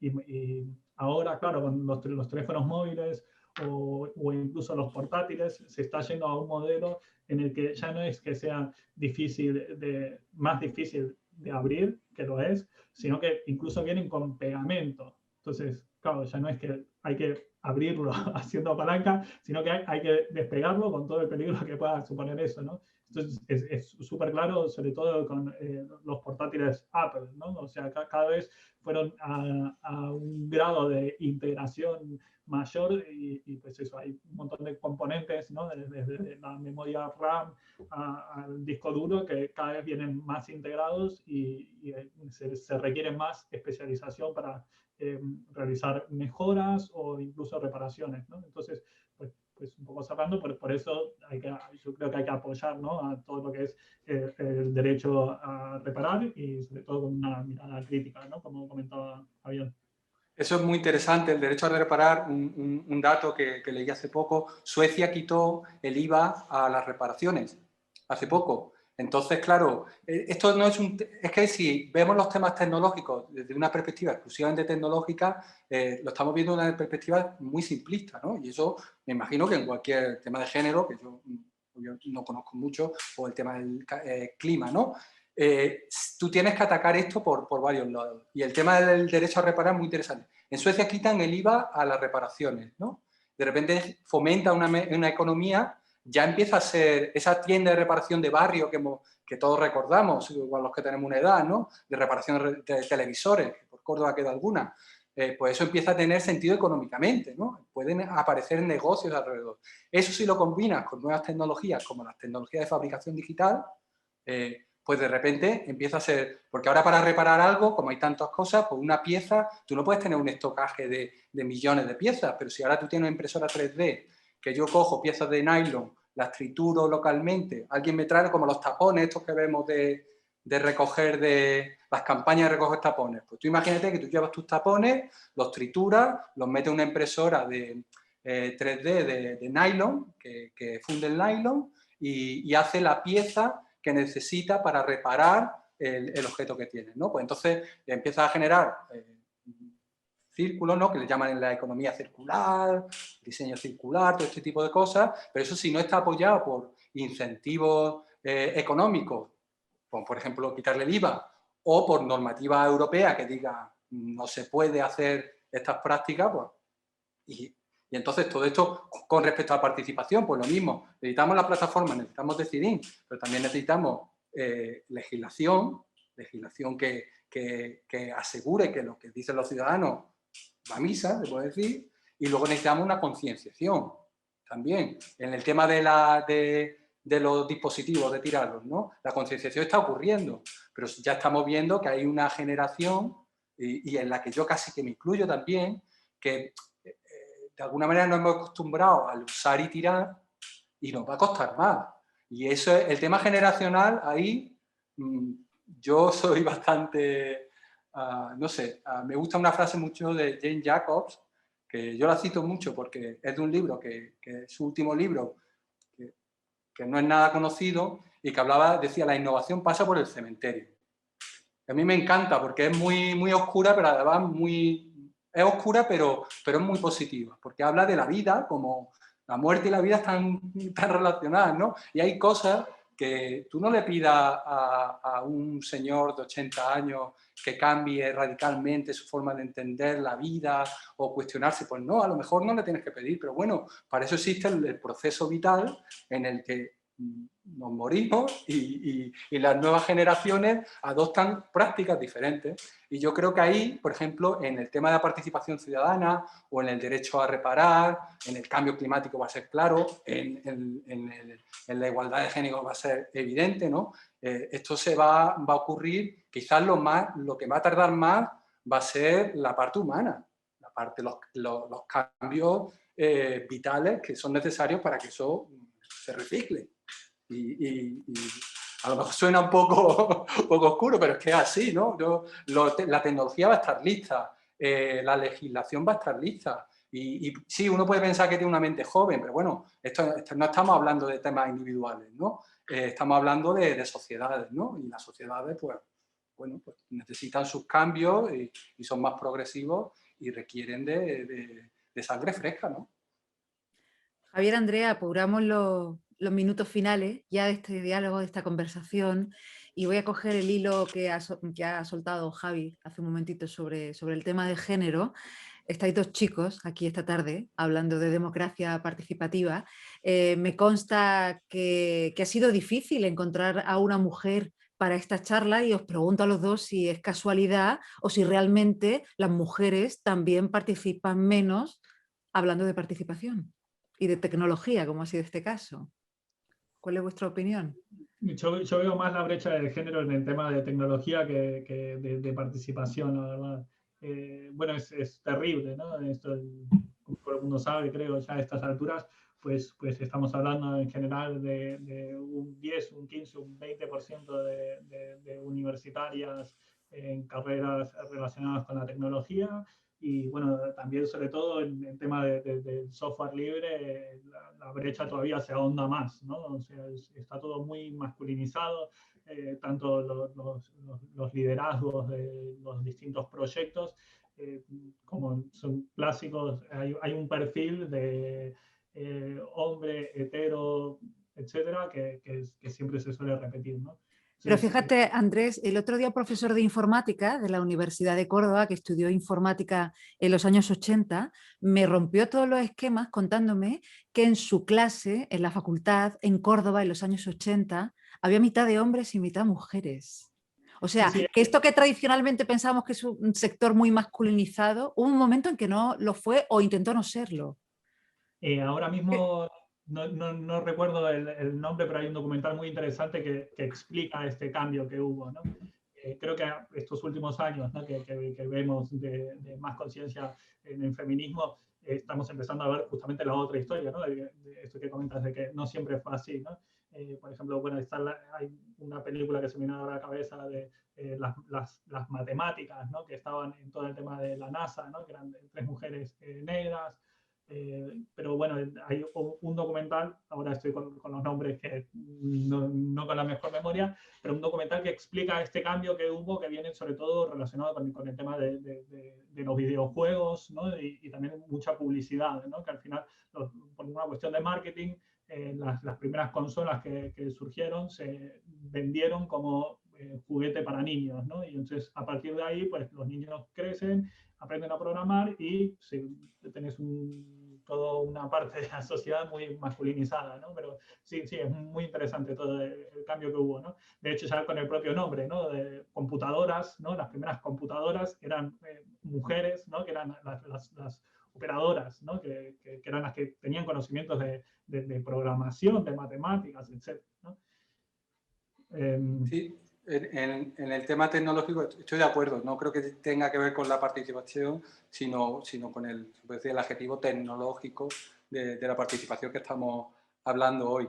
Y aquí yo creo que hay también un riesgo, porque, por ejemplo, de eso se han dado cuenta las grandes tecnológicas, ¿no? En los últimos años están ahora con intentando atraer a tener más ingenieras en su plantilla, por un tema que ellos lo explican como que están perdiendo como la mitad del talento que existe, ¿no? Y los problemas de falta de diversidad de los productos que producen, ¿no? Porque si tú tienes como ha dicho Andrés, ¿no? Un perfil muy determinado, pues sobre todo ahora cuando empezamos a hablar de inteligencia artificial y todo empieza, la pelota da muchísimo miedo, ¿no? Que sea un grupo de muy pequeños de personas, todas muy similares, que estén generando herramientas que utilizamos millones y millones de personas.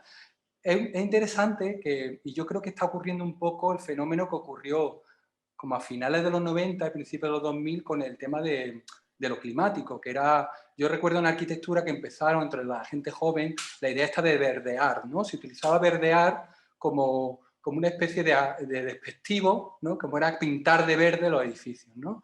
Esa idea de vamos a verdear porque hay que ser... verdear era poner molinos solares, todo ese tipo de tecnología así como placas solares, molinos de viento y todas estas cosas, ¿no? Y eso era verdear, ¿no? Como diciendo, es no atajar el problema, sino pintarlo de verde. Y yo creo que en el ámbito de la tecnología y el feminismo, que es el que puedo conocer un poco más, yo creo que hay un poco del pintar de rosa también, ¿no? Y se ve mucho sobre todo en las tecnológicas, en las empresas, ¿no? Empieza a organizar... o lo de la programación para las niñas, ¿no? De repente es como, se hacen interfaces que son como rositas y no sé qué. Y yo me recuerdo que estábamos en un foro hablando precisamente de este tema y decía, bueno, ¿y ahora por qué no, por qué lo tecnológico no es, se ven los números, ¿no? De las carreras? ¿Por qué no tenemos el 50%, ¿no? Como se ven en carreras, por ejemplo, arquitectura o en Bellas Artes, o en medicina o enfermería, ¿no? Y en ese foro mi conclusión era que es que ahora mismo la tecnología está planteada de una forma muy poco humanista y empática. O sea, no creo que el problema sea que tenemos que pintar de rosa la tecnología, sino hacer las carreras de tecnología empáticas. Y un ejemplo, mi pareja ha estudiado informática y robótica, o sea, y bueno, lo que me decía, ¿no? Podemos imaginar los ratios en los que ella ha vivido. En esas carreras no se habla del impacto de tu trabajo en la sociedad, por ejemplo. No hay ninguna asignatura en el que tú hagas un proyecto y hables, bueno, ¿esto cómo va a impactar a la sociedad? ¿Cómo va a mejorar la sociedad? En arquitectura, que es la carrera que he experimentado yo, eso era constante. O sea, tú hacías un proyecto, lo presentabas delante de tus profesores, y tenías que defender tu proyecto y una de las preguntas era, bueno, ¿y esto qué impacto tiene en la ciudad? ¿Qué impacto tiene en las calles? ¿Qué impacto tienen los ciudadanos? La narrativa podía ser de los 90 y no de ahora, ¿no? Menos energética y más social, a lo mejor. Pero sí que había esa intencionalidad de yo voy a hacer algo y tenemos que discutir el impacto que tiene en la sociedad. En las carreras técnicas ahora mismo en España, porque también quiero decir que esto en Suecia, por ejemplo, está cambiando, hay carreras que llaman híbridas, ¿no? En las que se estudia, tiene un componente tecnológico muy fuerte y luego un componente, se puede decir, humanista muy fuerte, y se presentan a la vez, ¿no? Y entonces ahí cambia. O en Canadá, por ejemplo, recuerdo una charla que había una persona del Sidewalks Labs, de la rama urbanística de Google, y hablaba de eso también, que en Canadá empieza a haber ahora carreras enfocadas a tecnología, a desarrollo de software, que tiene una componente, se puede decir, humanista. O sea, quizá aquí es un poco de esos lodos, esta agua, ¿no? Estamos viviendo esta situación ahora porque las carreras han sido muy poco basadas en la empatía y el impacto social de los resultados, ¿no? Así vamos a terminar. No quería dejar de sacar este tema que me parece lo suficientemente empático para terminar una charla. La verdad es que interesantísima. Creo que los dos representáis a la perfección cómo el nuevo sector digital, las metodologías del código abierto, el sector creativo y cultural pues pueden contribuir, o al menos eso espero, en el futuro al desarrollo social, cultural y económico. Javier Burón, muchísimas gracias por haber estado con nosotros en diálogo también con Andrés Pereira. Javier Burón, de Colaborativa, Andrés Pereira, de Decidim. Mucha suerte en el futuro a los dos y gracias por participar. Muchas gracias a vosotros. Muchas gracias a ti, Marta. Y va a cerrar este diálogo de nuevo mi compañera Marta Barreira. Gracias. Gracias, Marta, muchas gracias. Gracias, Javier, Andrés, por un par de horitas de charla muy interesantes. Yo he anotado un montón de cosas. Me quedo con algunos conceptos que me han llamado mucho la atención, ¿no? El ataque del 51%, el slow democracy. Creo que de hoy salimos con elementos interesantes para continuar en este camino, ¿no? Muchas gracias a ti también, Marta Jiménez, por ese gran trabajo que has hecho. Y gracias a todas las personas que habéis estado pues, subiendo comentarios, preguntas. Ha entrado una pregunta hace un minutito que no hemos podido abordar. Era ya como estaba un poquito fuera de tiempo, lo siento muchísimo. Y simplemente recordaros dos cosas muy rapiditas. Una, os he dejado en el chat el acceso a un pequeño, brevísimo cuestionario de evaluación. Ayer lo hice muy mal y muy tarde, pero hoy estoy resarciéndome de mi error. Entonces, os pido que ahora mismo ya pinchéis y le deis ahí, nada, os va a llevar unos segunditos simplemente responder. Y mientras lo hacéis, recordaros que Crossroads Europe España no termina hoy, no termina aquí, y que la semana que viene pues tendremos dos talleres muy interesantes sobre la aplicación práctica precisamente de Decidim, ¿no? Orientado a todas estas personas que bueno, pues tengan interés en ver de qué forma pueden utilizar esa plataforma que, como bien ha dicho Andrés, es de software libre, entonces está diseñada para toda la ciudadanía y para todas las personas que la quieran aplicar en múltiples contextos. Es cierto que estos talleres tienen plazas limitadas porque son talleres muy prácticos y muy participativos, no es una charla teórica, es un taller donde vamos a trabajar sobre la herramienta y entonces nos han pedido el límite de plazas. Hemos hecho 2 sesiones, estaba una prevista, hemos ampliado a 2 sesiones para cubrir toda la demanda y aún así temo que no vamos a poder acoger a todas las personas participantes. No obstante, quien tenga interés y no se haya apuntado todavía podéis hacerlo porque bueno, siempre hay bajas de última hora, la gente se apunta y luego pues quizá no puede y bueno, pues por lo menos intentar cubrir a la cantidad de personas que podáis. Daros de nuevo las gracias a todas y a todos por haber participado hoy. Alejandra, también gracias por acompañarnos. Y nada, nos emplazamos al próximo martes y seguimos construyendo. Gracias. Hasta luego. Hasta luego, muchas gracias. Luego, gracias.